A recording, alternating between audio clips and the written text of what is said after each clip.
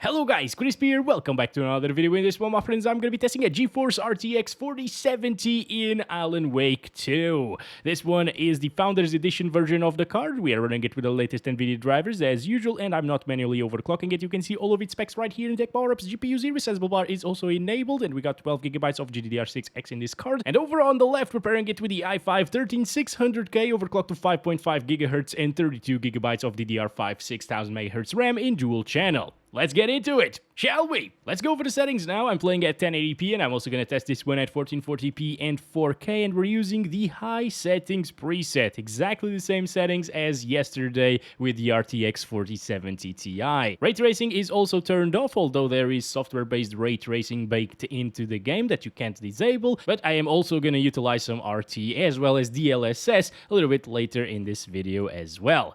Let's do this, and as you can see, we're getting close to 80 frames per second around here, which is not too bad indeed. I mean, it's around like 20-25% slower than the RTX 4070 Ti, which falls within what you'd expect. You know, this is a 20 to 30% less powerful card than the Ti version. But that means that we can still see 60 plus FPS comfortably in this game. Remember that I am testing it in one of the most intensive areas inside of the game, which is this forest area right at the beginning of it, and it's getting very good frame times as well, no stuttering whatsoever. Game looks amazing here on high settings preset. There is no ultra settings preset as well. Somebody told me I was stupid because I didn't test ultra with the 4070 Ti.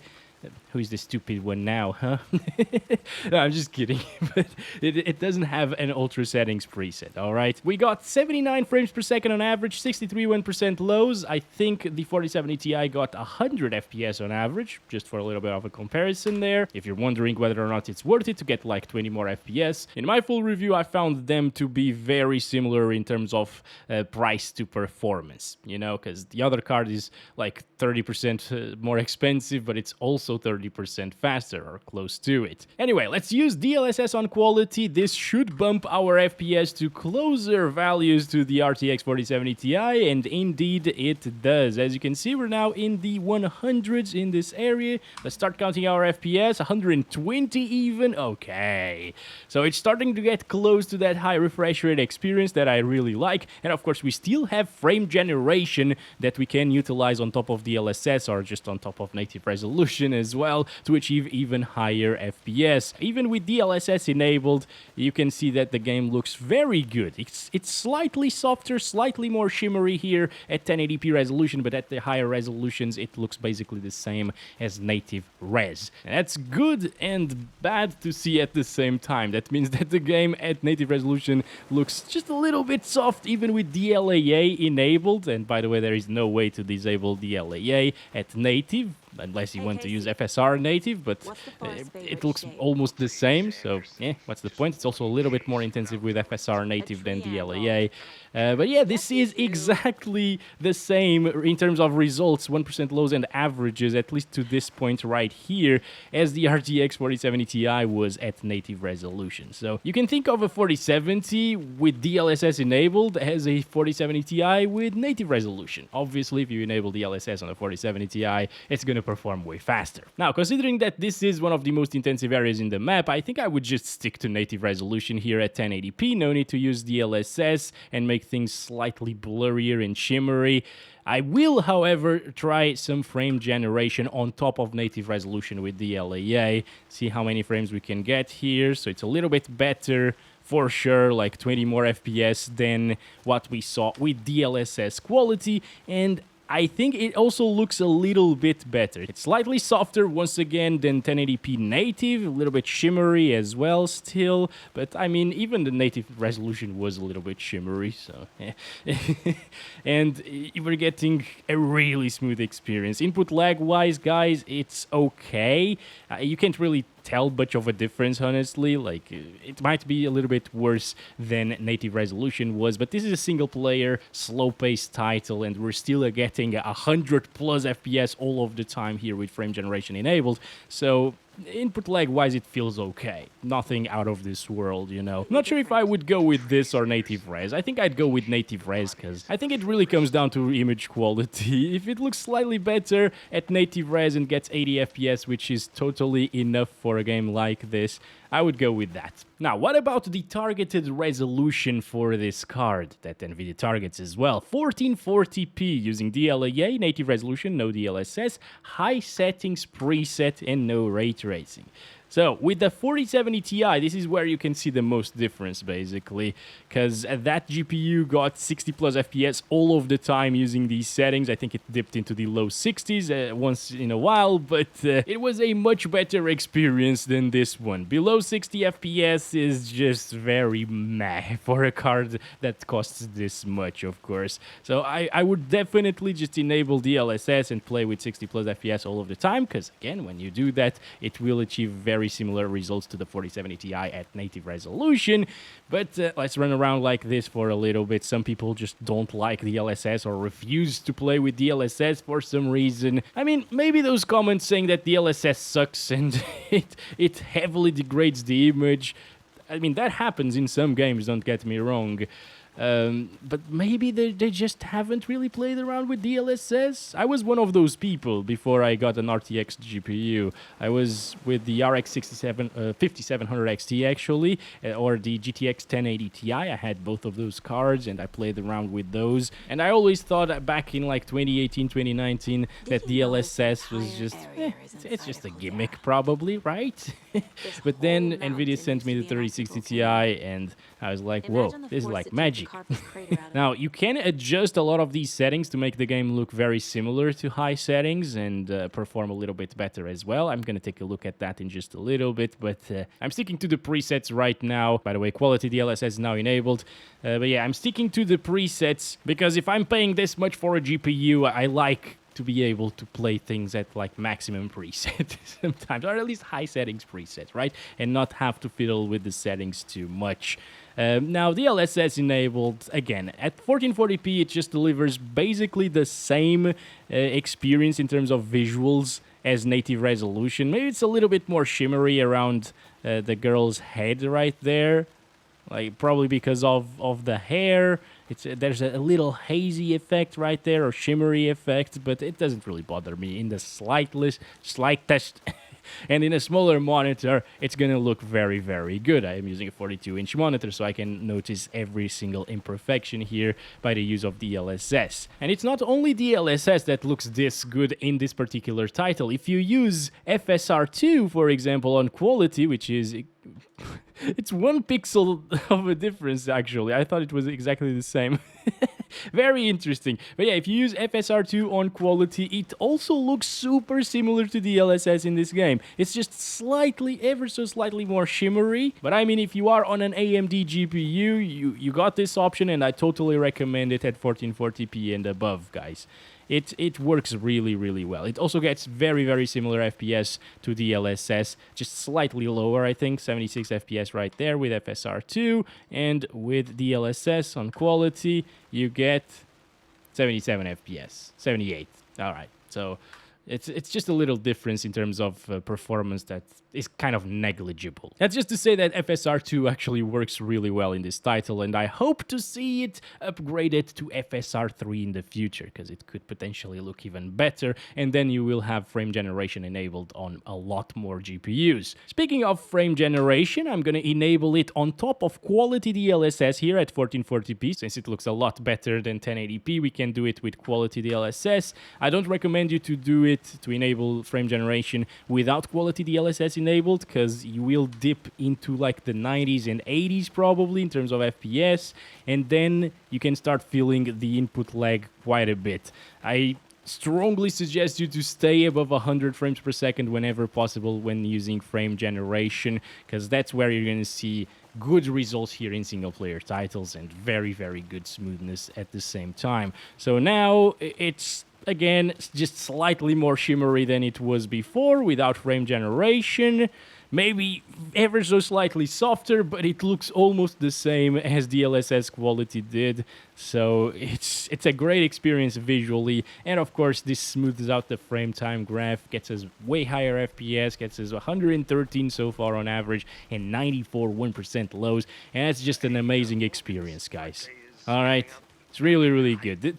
I mean, I would expect a card like this to perform like this with these FPS out of the box without the use of any upscalers. But the games are so intensive and so unoptimized these days that, well, you gotta use all of these trickery technologies, you know, to achieve very high FPS. Okay, up to 4K we are. Not sure why I talked like Yoda there, but this is where we also see a big difference, because the 4070 Ti was getting 30 plus FPS all of the time. This is super jittery, by the way. This game still has this mouse panning issue with stuttering. It's not showing stuttering in the frame time graph, but you can clearly see that it has these very weird stops. This happens every time you are below like 50 frames per second, and even below 60 frames per second that happens like into the 50s. But it's not as noticeable, of course. This is terrible.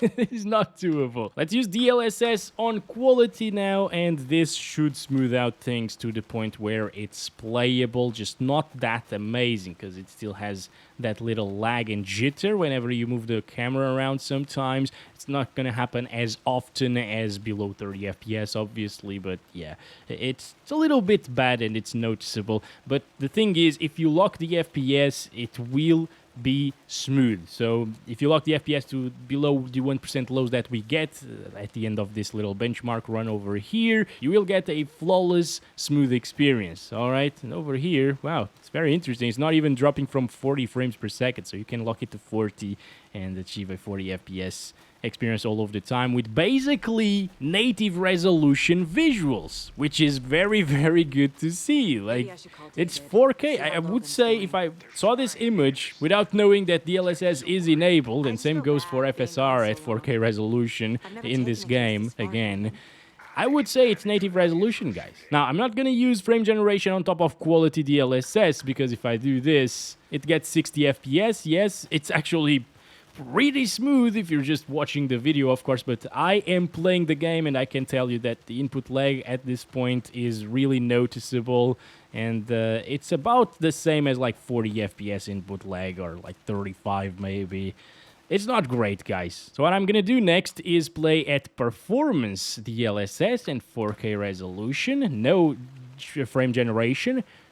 No frame generation, and now we're getting very similar FPS to what we saw with the frame generation enabled, you know. It's right around 60 to 65 most of the time.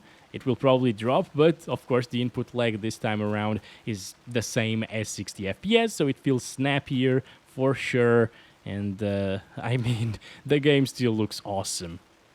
Dude, this is really crazy. Like, DLSS 3.5 does an insanely good job in these titles. Let me just try it out with FSR 2 on performance, because it might actually look really nice as well. I don't know. This game works very well with the upscalers. Yeah, look at that. It's just a little bit softer, basically. And I can see a little bit more noise when moving, but not bad. Not bad at all, my friends. Even if you want to use FSR with other GPUs, you're good to go at 4K with FSR Performance. It's gonna look great. Damn.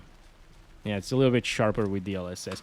Alright, let's start counting our FPS again and get to the last part of the benchmark run, and then play with frame generation. It's gonna look great with performance DLSS. I have seen that some people are actually using these exact settings with like the 4070 Ti to play at 4K on 4K TVs, and they find the experience to be awesome. Obviously, that card is going to stay above 60 FPS all of the time, but this is no slouch either. This is super playable, and it can be really enjoyable for pretty much anyone playing a single-player title, you know?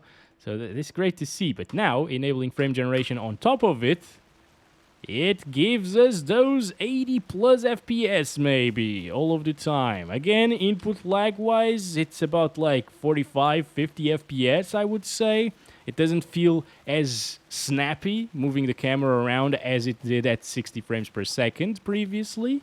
So there's that. Even like with the drops into the 50s, it feels a little bit more snappy than this.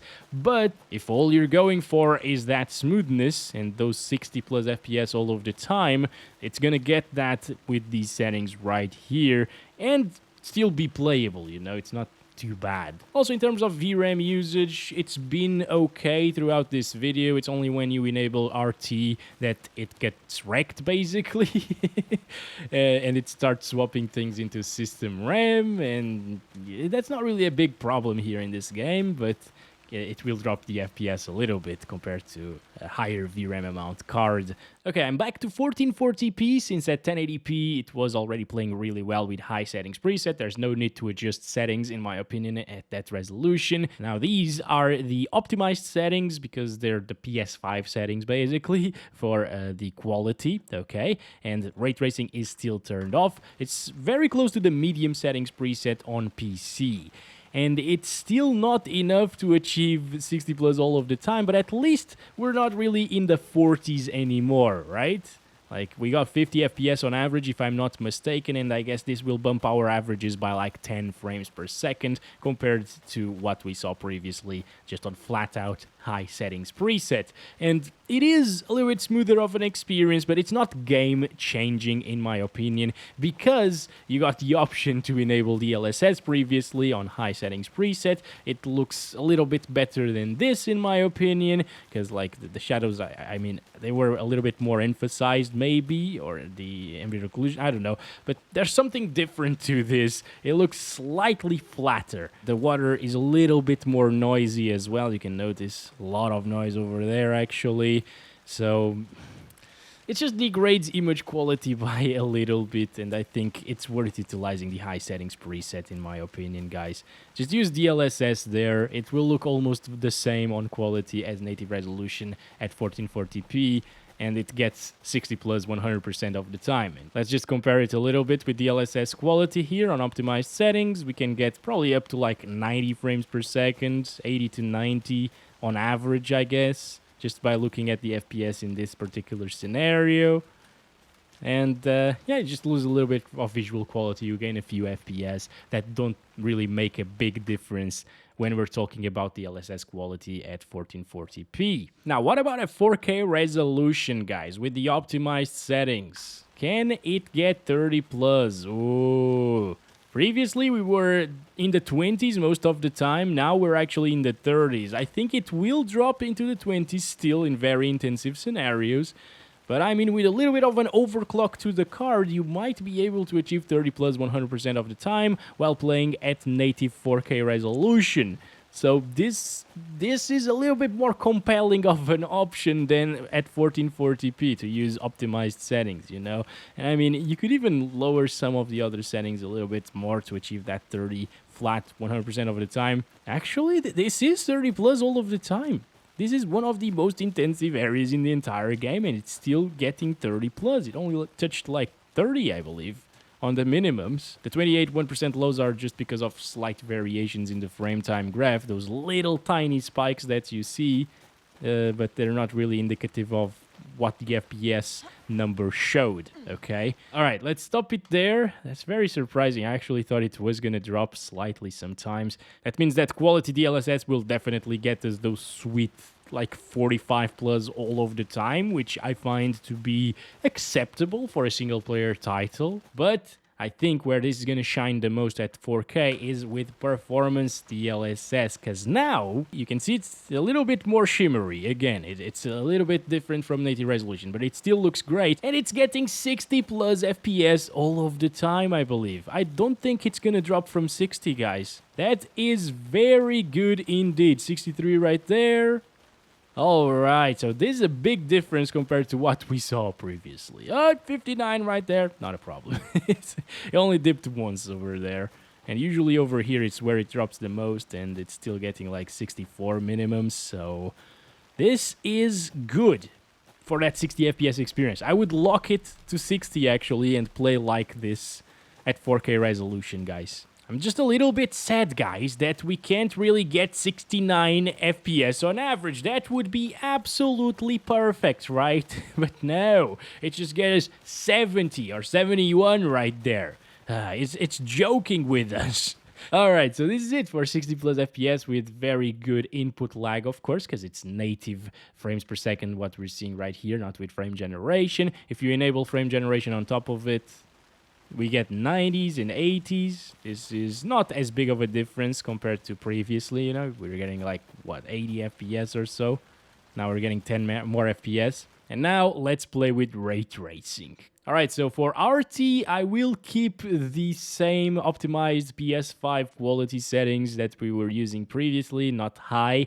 And I'm going to enable the medium settings preset here under ray tracing. I'm just going to restart the game right now to make sure it fully applies everything properly. And it's actually getting us 30 plus FPS all of the time, I believe. It's not terrible. I thought it was going to dip into the 20s, probably because yesterday with the 4070 Ti, I was playing on high. Oh, it still dips into the 20s with ray tracing on medium, and I was slightly comparing it in my head to the 4070 Ti. And if we were utilizing exactly the same settings, it would definitely get us in the 20s. But since this is optimized settings with ray tracing medium, it's actually in the 30s, which is not terrible, but I mean, who is buying a 4070 to play at 1080p 30 FPS, right? So let's try it with quality DLSS, and it's still not enough to get us to 60 frames per second, but it feels a heck of a lot better than 30, my friends, that's for sure. Holy. You know what? At 1080p optimized settings with RT on,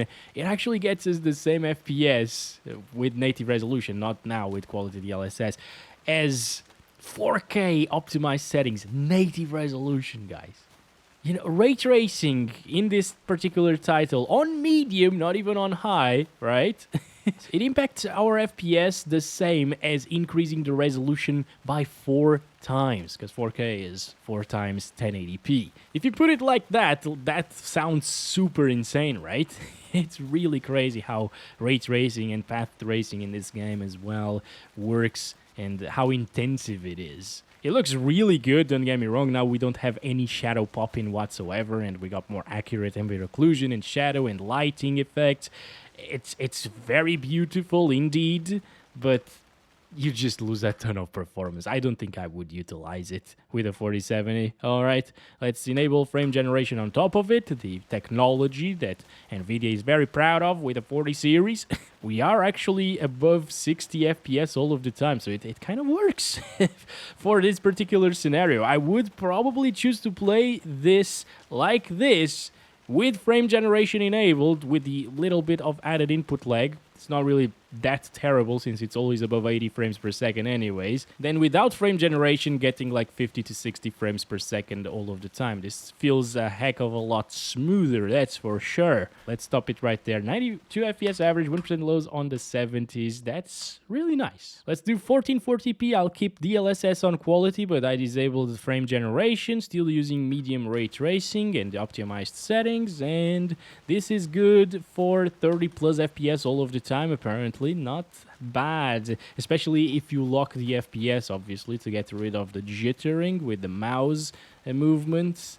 It's gonna work pretty well. It's gonna look fantastic. But again, it's that situation again. Would you pay this much for a graphics card to play at 1440p 30 FPS? When you have the option to play at 1440p high settings without ray tracing, with DLSS quality, with 60 plus FPS all of the time. I think that's the much better experience, you know. This just feels really sluggish compared to the other experience that we had previously. Even though it does make the game more beautiful, it's noticeable, the difference with RT on. I just don't feel the need to do that. I wouldn't trade those 60 FPS for that visual bump with RT. Lastly, let me just use some frame generation on top of it, and now we can actually get those 60 FPS, but again, the input lag is pretty much the same as we got previously, maybe a little bit worse, you know. Also, I'm sorry about the tearing right now, because we are close to 60 FPS. That always happens with this capture card that I'm using. So yeah, the results themselves right now are very impressive.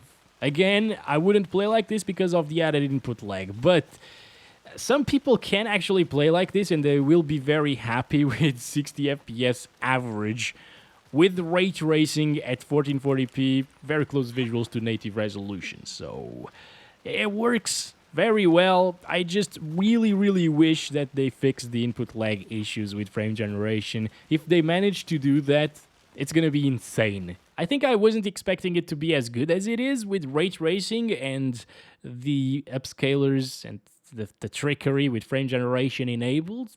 Thought it was going to be a little bit worse, honestly. But 4K resolution, performance, DLSS is next, and with ray tracing at the same time. Oh boy. Yeah, it's getting really similar FPS to what we saw at 1080p, I think. Yeah, maybe 1080p was a little bit better than this. So with ray tracing, if you don't enable frame generation and performance DLSS, it's not gonna work. And even if you enable frame generation, I'm doubtful here. Okay, it gets 40 FPS. But look at that frame time graph now. It is not smooth. I think we're running out of VRAM as well. It already swapped some things into the RAM because the RAM usage is a little bit higher at the moment. And I mean, it is 40 FPS. That's what it's showing in the graph. But again, the input lag, if you are below 60 FPS, is very hard to manage. Even at 60 FPS. If you are below 70 FPS, it's very hard to manage with frame generation, guys, because this is basically the same input lag as what, 25 to 30 frames per second. So you'd need to lock the FPS to achieve a smooth experience here with frame generation enabled because of the jerkiness and the mouse issues in this game. And then you'd be lowering the input lag even further because you're locking the FPS, you're getting less FPS, the internal input lag would be a lot worse. So, not recommended here. That's been it for this one, my friends. I hope you guys enjoyed this video. Don't forget to like and subscribe if you haven't already. Catch you in the next one very soon. As always, love you all. Bye-bye.